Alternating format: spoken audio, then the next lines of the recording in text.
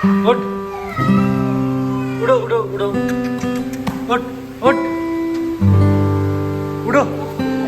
दोस्तों 3 बज चुके हैं और सारी गायों को मैंने दवाई लगा दी है और सबसे ज़्यादा टिक्स लगे मंगल को। आप देखिए ये बाहर रहता है।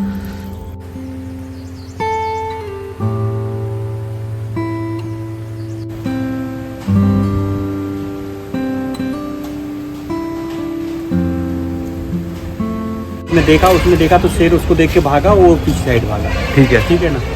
जय श्री राम। दोस्तों कैसे हैं आप सब? उम्मीद करता हूँ बढ़िया होंगे, स्वस्थ होंगे, मजे में होंगे। मेरा नाम जयदीप मिश्रा है। अपने चैनल पे मैं पशुपालन संबंधित जानकारी भी देता हूँ और अपना रूटीन लाइव भी शेयर करता हूँ। दोस्तों आज है 21 सितंबर और इस वक्त दोपहर के 2 बज रहे हैं और अभी फिलहाल मैं हूँ अपनी डेयरी पर अपनी गायों के पास। और दोस्तों मौसम आज कुछ उमस वाला है। आज सुबह से धूप निकली हुई थी, फिर बीच में बादल हो गए और बीच में बूंदाबांदी भी होती है, बारिश भी होती है और बहुत ज़्यादा गर्मी है, उमस है। पिछले दिनों काफ़ी ठंडक आ गई थी माहौल में, लेकिन अब वापस से गर्मी है उमस वाली। और यहाँ बैठा हुआ है लालू, वो खड़ा हुआ है मंगल। ये लोग रात भर चढ़ते हैं और दिन भर बैठते हैं। यहाँ पर इन लोगों को मैंने सुबह डाल दी थी सानी जो बची हुई थी गायों की, वो तो इन लोगों ने खाया और उसके बाद फिर उसी के ऊपर लालू बैठ गया है। लालू की आँख में पता नहीं क्या हो गया अचानक से, ये आँख एक बंद है, आंसू भी आ रहे हैं और इस तरफ वाली आँख ठीक है, खुली हुई है। सेम यही चीज़ मंगल को भी हुई थी कुछ दिन पहले। अब मंगल की आँख ठीक हो चुकी है। और ये जो गले में पट्टा पहन रखा देख रहे हैं आप, ये अभी पिछले दिनों कुछ गौ सेवक आए थे तो उन्होंने गाय, जितनी भी आवारा रोड पे गाय बैठती हैं, सबको ये पट्टे पहनाए थे। तो लालू शायद नहीं होगा वहाँ पे, लेकिन मंगल था तो मंगल को पहना दिया उन्होंने, ताकि भाई रोड पे बैठे तो एक्सीडेंट वगैरह ना हो। आजकल एक्सीडेंट में गायों की बहुत दुर्घटना हो रही है। और अभी फिलहाल दोस्तों मेरी गाय आराम से सब खा पी के खड़ी हुई है। इस वक्त दोपहर के 2 बज रहे हैं, बहुत ज़्यादा गर्मी है। और आज मैंने अपनी गायों को नहलाया भी है, सारी गायों को नहला दिया है। उतना रगड़ रगड़ के तो नहीं नहलाया है, बाकी काफ़ी कोशिश की है कि भाई बढ़िया तरीके से साफ़ हो जाए। तो इतना 1 घंटे से ज़्यादा हो चुका है मुझे इनको नहलाते हुए। दोस्तों मैं गायों में ज़्यादा समय नहीं दे पा रहा हूँ इनको नहलाने में। एक तो काफ़ी लंबे समय बाद, गर्मियों के बाद अब मैं इनको एक बार नहलाने की कोशिश कर रहा था। तो आज मैंने लगभग, मुझे हो चुका है यहाँ पर लगभग 1.5 घंटे से ज़्यादा। और 1.5 घंटे में मैंने गायों को बहुत ही कम समय दिया है नहलाने में। ज़्यादा समय दिया है मैंने यहाँ पर, ये पानी ना भरे इस चक्कर में। यहाँ पर आप देखिए पूरी नाली जो है भरी पड़ी है, ऐसे करके यहाँ से पानी बाहर निकलना चाहिए नाली से। तो ये जो जगह सेंटर देख रहे हैं आप, मतलब नाली का जो सेंटर है उस तरफ, उस कोने से और इस कोने से, इसके बीच का जो यहाँ पर सेंटर है, इस सेंटर से कुछ पानी जाता है इस तरफ और कुछ पानी जाता है इस तरफ। और उसके बाद नाली ज़्यादा गहरी नहीं है तो थोड़ा ही पानी से 1-2 बाल्टी पानी डालने से नाली भर जाती है और उसके बाद फिर पानी ओवरफ्लो होने लग जाता है, मतलब इस तरफ पानी आने लग जाता है। इस तरफ का ढाल ऐसा है और इस तरफ का ढाल जो है ऐसा होना चाहिए था ताकि नाली में पानी जाए, लेकिन ये ढाल भी ऐसा है, मतलब पूरे शेड का ढाल ऐसा है। तो वहाँ से पानी जब बहता है तो नाली को क्रॉस करके इस तरफ आ जाता है। यहाँ पर आप देखिए पूरा पानी भरा हुआ है। मैं लगभग 1.5 घंटे से गायों को नहलाने का प्रयास कर रहा हूँ, लेकिन गायों को नहलाने की जगह यहाँ पर पानी निकालने में ज़्यादा व्यस्त हूँ। आप समझ नहीं सकते कि एक गाय को नहलाता हूँ, फिर पानी ओवरफ्लो होने लग जाता है, यहाँ पर भरना स्टार्ट हो जाता है, फिर मैं पानी झाड़ झाड़ के नाली को 3 बार साफ़ करता हूँ, फिर दूसरी गाय के ऊपर पानी डालता हूँ। ऐसे कर करके मैं इनको बड़ी मुश्किल से थोड़ा बहुत नहला पाया हूँ। तो ज़्यादातर समय मेरा नाली साफ़ करने में ही बर्बाद हो रहा है। और इस तरफ भी पानी भर जाता है पूरा, जब यहाँ नाली ओवरफ्लो होती है तो सारा पानी यहाँ भी भर जाता है। तो मतलब, और यहाँ पर आप देखिए यहाँ से निकालना ही मुश्किल है, पानी यहाँ पर भरा हुआ है। तो बड़ी समस्या हो रही है, ढाल ना सही बनने की वजह से दिक्कत है। और पता नहीं जो मिस्त्री थे हमारे जिन्होंने काम किया यहाँ पे, उन्होंने किस हिसाब से ढाल बनाया है, किस हिसाब से नाली बनाई है। मैं तो यहाँ पर था नहीं, मैं तो अपने गायों के साथ अपने घर पे था, मेरी गाय वहीं पर थी तो मैं उनके साथ वहीं पर था। यहाँ पर मेरे पिताजी रहा करते थे और उन्हीं की देख रेख में काम हुआ है सारा। लेकिन फिर भी मुझे समझ नहीं आता कि कैसे मिस्त्री थे, कैसी लेबर थी, क्या काम हुआ है कि भाई पूरा ढाल जो है बर्बाद हो रखा है। इस तरफ का ढाल तो आप जानते ही हैं कि मतलब पूरे शेड का ढाल ऐसा है, नाली बीच में है, बल्कि ढाल इस तरफ से नाली में आना चाहिए था और इस तरफ से भी नाली में आना चाहिए था। लेकिन ढंग से ढाल ना बनने की वजह से आप गायों को ढंग से नहला भी नहीं सकते हैं, धुलाई भी नहीं कर सकते सारे एरिया की। अगर ढंग से धुलाई करेंगे तो पानी पूरा उस तरफ भर जाएगा, उस कोने में सारा पानी भर जाएगा और फिर वो पानी निकालने में 2 घंटे लगेंगे। बहुत मुश्किल है, क्योंकि कितना भी आप झाड़ू से इस तरफ कर लें वो पानी लौट के वापस, इतना तगड़ा ढाल बना हुआ है। जितना अच्छा ढाल इस तरफ का नहीं है नाली की तरफ, उससे बेहतर ढाल इस तरफ से इस तरफ है। तो बहुत ज़्यादा समस्या होती है नहलाने में गायों को। अभी तो फिलहाल बारिश की वजह से नहला भी नहीं रहा था, लेकिन आज सोचा कि चलो भाई बहुत गंदी हो गई हैं और एक्स स्टिक लेके आया था मैं। ये जो आप देख रहे हैं 3 शीशियाँ एक्स स्टिक की। तो ये जो दवाई दोस्तों है, ये है टिक्स के लिए। इसको लगभग 3 लीटर पानी में 1 सीसी को घोलूँगा, मतलब 6 लीटर पानी में 9 लीटर पानी में 3 सीसी को घोलूँगा। और उसके बाद अब गायों को मैंने नहला दिया है तो इनकी स्किन पूरी सॉफ्ट हो चुकी है, पानी लग चुका है। तो कपड़े में ज़्यादा पानी लगा के, मतलब जब इनके ऊपर वो दवाई लगाऊंगा तो ज़्यादा समस्या नहीं आएगी, गीली हो चुकी है तो आसानी से दवाई लग जाएगी। तो अब सारी गायों को दवाई लगाऊंगा एक एक करके, और उसके बाद फिर छोड़ दूंगा। और शेड है तो इसकी वजह से, क्योंकि दवाई लगाने के बाद गायों को धूप में नहीं जाना चाहिए, धूप से बचाना चाहिए, तो अंदर तो धूप लगनी नहीं है। आराम से सारे टिक्स खत्म हो जाएंगे, बिल्कुल कल तक एकदम साफ़ हो जाएंगे सारे टिक्स, जहाँ लगे हुए हैं वहीं पर निपट जाएंगे। और आज है कितनी तारीख? 21 तारीख। तो अब समझ के चलिए आप लगभग 12-13 तारीख को अगले महीने मैं फिर से एक बार 15 तारीख तक अगले महीने की फिर से एक बार इस दवाई को रिपीट करूँगा, ताकि जो भी किनारों में यहाँ वहाँ टिक्स बचे होंगे वो सारे ख़त्म हो जाएंगे। एक बार अभी लगाऊंगा, एक बार 15 दिन बाद, 20 दिन बाद फिर से। तो अभी फ़िलहाल दोस्तों यही काम कर रहा था मैं, और मैंने कहा आपको बता दूँ, तो चलिए पहले दवाई लगा देता हूँ गायों को, फिर आपसे मिलता हूँ।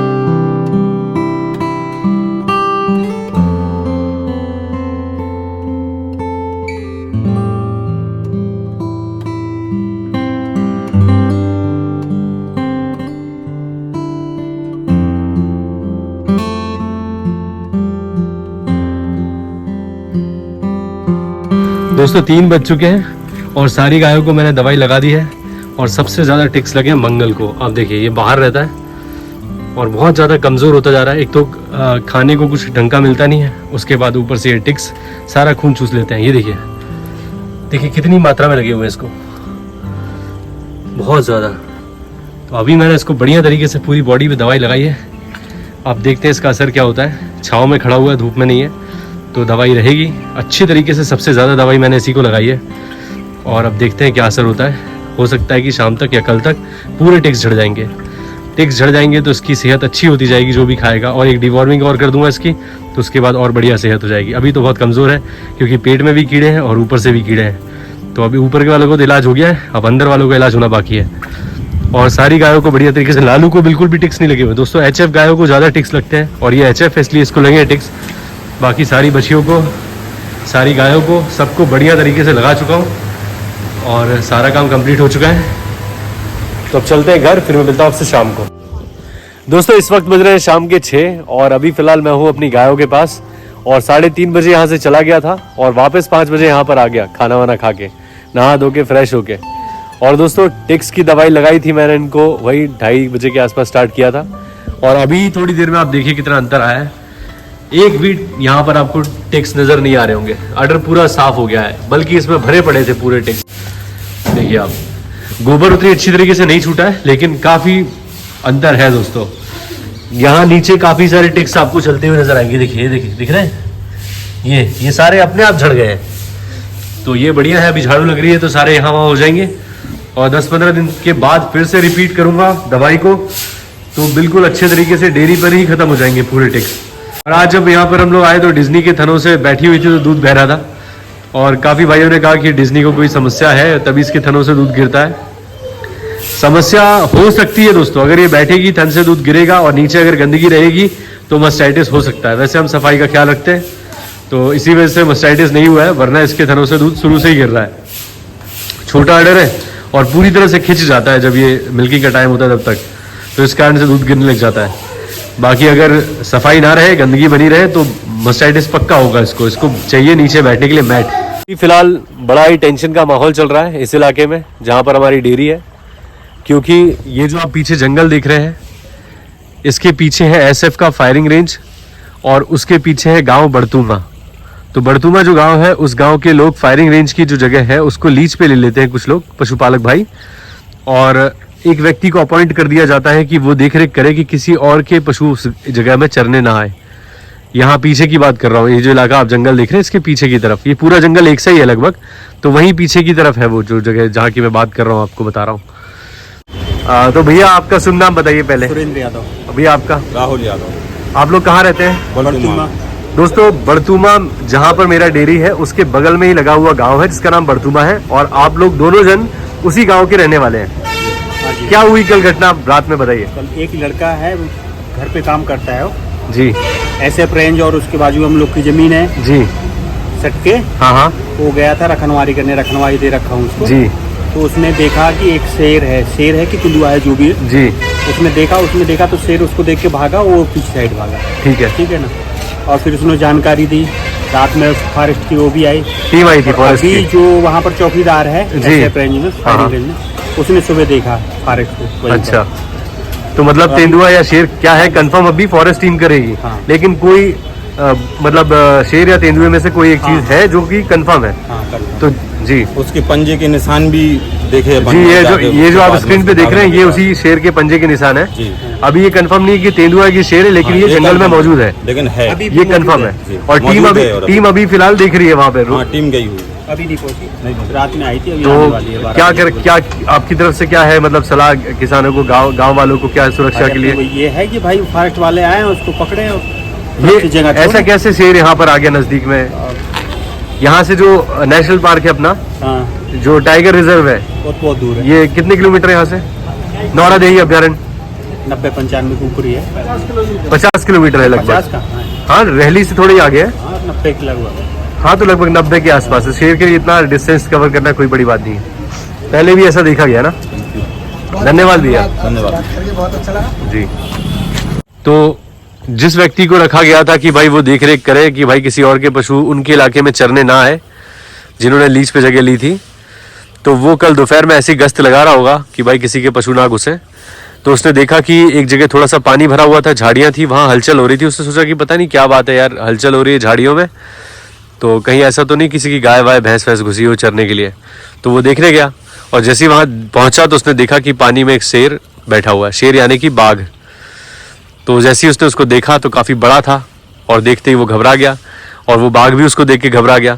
तो बाघ ने उठकर दौड़ लगा दी, और इस बंदे ने भी दौड़ लगा दी, मतलब दोनों एक दूसरे को देख के निकल लिए। और उसके बाद जब बाद में उसने गांव वालों को बताया, तुरंत जाते, जिस व्यक्ति की मैं बात कर रहा हूँ वो ऐसा व्यक्ति नहीं है जिसकी बात पे भरोसा ना किया जाए, वो जिम्मेदार व्यक्ति है, गांव का एक ऐसा व्यक्ति है जिसकी बात पे सब लोग भरोसा करते हैं, और भरोसेमंद व्यक्ति है जिसने ये बात बताई है। तो जैसे ही उसने ये देखा कि भाई बाघ बैठा हुआ है यहाँ पे, तो वो गांव वालों को उसने बताया सभी को कि ऐसी ऐसी घटना हो गई है। तो सब लोग आए, और उस वक्त जब आने पर मौके पर उसकी बात की पुष्टि करने के लिए देखा गया कि यहाँ पर पैरों के निशान ज़रूर होंगे अगर बाघ था तो ये जो आप स्क्रीन पर देख रहे हैं ये उसी बाघ के पैरों के निशान है जो वहाँ पर पाए गए। तो दोस्तों ये स्थिति है अभी फ़िलहाल यहाँ पे, और इस जंगल में कहीं भी बाघ हो सकता है। और अभी फ़िलहाल आज भी फॉरेस्ट की टीम जो थी वो यहाँ पर लगातार गश्त कर रही थी, ढूंढ रही थी उसको, बाघ को ढूंढने का प्रयास कर रही थी। हालांकि वो जो व्यक्ति है जिसने देखा वो पुष्टि नहीं कर पा रहा है कि वो बाघ था या फिर तेंदुआ था, लेकिन यहीं कुछ दिन पहले, लगभग हफ्ते भर पहले, यहाँ से लगभग 20-25 किलोमीटर दूर एक जगह और स्पॉटिंग हुई थी, वो बाघ था, 101% बाघ था। तो इसलिए ये अंदाज़ा लगाया जा रहा है कि वहाँ बाघ था, तो वही बाघ घूमते घूमते इस जगह आ गया है। तो ये जंगल दोस्तों अभी फ़िलहाल बिल्कुल भी सुरक्षित नहीं है, और गांव वालों ने अपने पशुओं को खोलना बंद कर दिया है अभी कुछ दिनों के लिए। सागर में आसपास के इलाके में बहुत ही जंगली इलाका है दोस्तों, और यहाँ पर यहाँ से लगभग 50 किलोमीटर दूर नौरादेही अभ्यारण्य है, जहाँ पर कई प्रकार के जीव जंतु हैं, जिसमें बाघ भी है, तेंदुआ भी है, भालू वगैरह है, सारे वन्य जीव हैं नौरादेही अभ्यारण्य में। लगभग 50 किलोमीटर है सागर से, जो कि रहली के पास पड़ता है। तो वहाँ पे सारे वन्य जीव हैं, और कोई ज़्यादा दूर नहीं है 50 किलोमीटर बाघ को तय करना। बाघ का इलाका काफ़ी बड़ा होता है, और वो गश्त लगाता रहता है, घूमता रहता है। और अभी फ़िलहाल बरसात का मौसम है, हर जगह झाड़ियाँ हैं, हर जगह पानी है, तो कहीं भी पशु अपना जो बाघ वगैरह है, ये जब बूढ़े हो जाते हैं, जब शिकार नहीं मिलता, जंगल में शिकार करने लायक नहीं बचते हैं, तो ये लोग निकल आते हैं ऐसे ही गाँव की तरफ, आबादी की तरफ, कि वहाँ कहीं हमें कोई शिकार मिल जाए जो कि कमज़ोर हो। जैसे ये हमारे गाय भैंस जो होती हैं, इनको शिकार करना आसान होता है, तो इस चक्कर में ये लोग आ जाते हैं। तो हो सकता है कि दोस्तों कहीं भी हो सकता है वो अभी फ़िलहाल, तो सतर्क रहने की आवश्यकता है। और उम्मीद करता हूँ कि जल्दी ही वो बाघ पकड़ा जाए, ताकि गांव वाले भी सुरक्षित रहें और गांव के जो पशु हैं वो भी सुरक्षित रहें। तो दोस्तों यहाँ नाला बहता रहता है, और ये भी एक अच्छी लॉइन नहीं है बेटा। यहाँ पर सिर्फ है बाघ है, टाइगर है और लेपर्ड है। तो अच्छी है, पानी वगैरह भी उपलब्ध है। और अभी देखिए कोई भी पशु यहाँ पर दिखाई नहीं दे रहा इस वक्त, आज दिन में भी नहीं थे। लोग सतर्क हो चुके हैं, और जब तक नहीं पकड़ा जा रहा तब तक तो यही स्थिति है। तो मुझे भी उतनी ज़्यादा टेंशन तो नहीं है, क्योंकि हमारा तो पूरा शेड पैक है हर तरीके से, और हलचल रहती है जहाँ पर, वहाँ वैसे भी वन्य जीव नहीं आना पसंद करते। बस ये है कि जंगल लगा हुआ है यहाँ पे, और यहाँ जाना थोड़ा सा रिस्की हो सकता है, कहीं भी हो सकता है। भगवान करे जल्दी पकड़ा जाए। तो यही है दोस्तों अभी फ़िलहाल। दोस्तों आज का वीडियो मैं यहीं अंत करता हूँ। उम्मीद करता हूँ आप लोगों को वीडियो अच्छा लगा होगा। अगर अच्छा लगा है तो प्लीज़ लाइक करें, चैनल को सब्सक्राइब करें और बेल आइकन ज़रूर दबाएं, ताकि आपको इस तरह के वीडियोस का नोटिफिकेशन मिलते रहे। और दोस्तों बाघ अगर पकड़ा जाएगा या जो भी कहानी होगी वो मैं आपको आगे बताऊँगा नेक्स्ट वीडियो में, और कोशिश करूँगा कि एकदम सटीक जानकारी आपको दूँ इस बारे में। चलिए दोस्तों फिर मिलते हैं, तब तक के लिए जय श्री राम, अपना ख्याल रखें।